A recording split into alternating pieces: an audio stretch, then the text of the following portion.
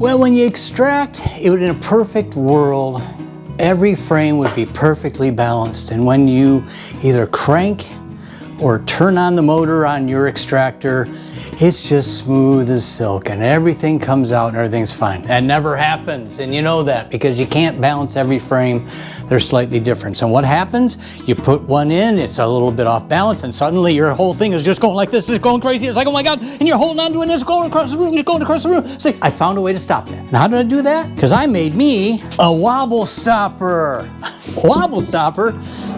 What's a wobble stopper, Dave? Well, let me tell you.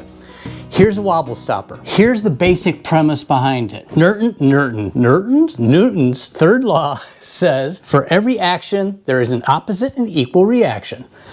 So based on that, I thought, okay, so if the machine goes this way, if I put some wheels underneath it, the wheels will push it the other way. And it worked. I was really pleased with the way it worked. Why would you want to do that? Well, a lot of people say, bolt your extractor to the floor. That's all and good, but as that thing wobbles like crazy, you're putting all sorts of stress on every part of your extractor. You're putting stress on the bearings. If you got a motor, you're putting stress on the motor. It's just a lot of work for the machine. So why put up with that? So I came up with this. It's a pretty simple concept. You take a 3/4 piece of plywood and you take 3 wheels and you put them on in a triangle. I put them in the corners because I think that makes the most sense to get it as far out as you can. And why only 3? Because 3 always sits solid on the floor. Okay? You're always going to be solid on the floor. If you had 4, you're going to have wobble in it. You got 3, it's perfect. Then I decided to get equal and opposite. If the 3 wheels are positioned here, your extractor has 3, or my extractor, and I think almost every extractor I've ever seen, has 3 legs on it, and I put those opposite. So I drilled holes to match the holes that are in my extractor on the opposite sides. And I tried to keep everything in an even square, so everything matched. Then I simply put the wheels on. And I don't know if there's any magic to the wheel size. They are, I think, 3-inch wheels, something like that. But it's what I had, or I think what I bought, or it just worked. You bolt your extractor to the top of it, and away you go. The beauty of it is twofold. One, so it's going to bounce around.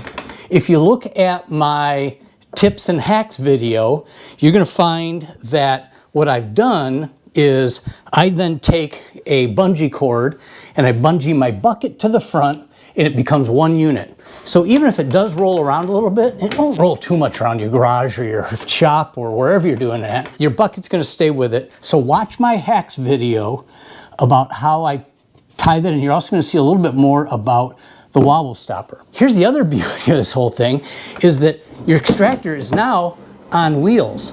So if you want to roll it around, you can. So then you're asking, it's like, okay, Dave, well, what are these things here? Well, these things here serve an important purpose.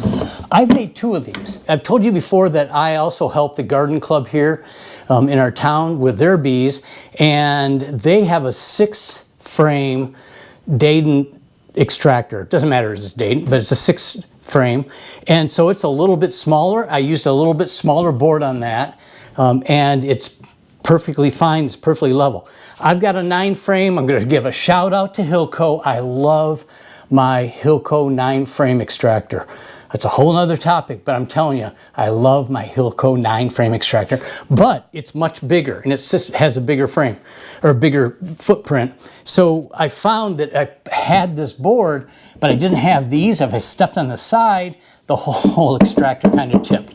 So I just put these on the corner. So if you're using a bigger extractor, you might want to put some boards on the corner just to make sure that if you step on the side, they can't go anywhere, but it's got to be far enough above the ground so that they don't move. It's a simple thing. It's a simple process.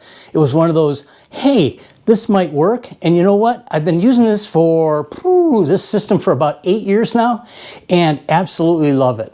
And the beauty of it is you're going to get some frames that are way off, and it's like your machine is just crazy. But then after it starts to work its way out, This helps settle it faster, and then you've got smooth sailing for probably the last half of your extraction. So that's what this is. It's a simple hack. It's a simple thing, but it's something I won't extract without. And again, I love the fact that then I can just move my extractor where I want it because it's on wheels and it doesn't do this all the time. Anyway, so I hope that helps. It's a simple thing. You will have to come up with your own measurements because each extractor is a little bit different, but I'm giving you the basic concept. You know, you've got 3 wheels, you've got 3 holes, so you got 3 legs on your extractor. I made sure that everything was even. It creates a perfect square, so everything is in line. Works for me. Thanks a lot. Appreciate your subscriptions, appreciate your likes, appreciate your comments, and happy beekeeping. Thank you.